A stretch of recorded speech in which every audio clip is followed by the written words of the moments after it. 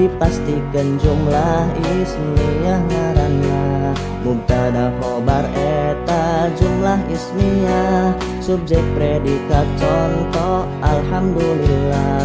Mubtada bisa mengrupi isim shorih, tawa fi'il sarta huruf anu fasih.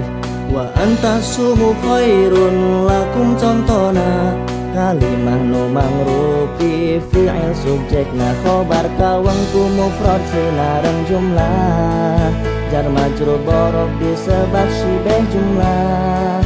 Khobar mufrad ngagunakeun kata tunggal, sanes mangrupi kalimah kedah apal. Khobar jumlah kawangku atas kalimat anu kasusun ku subjek jeung predikat.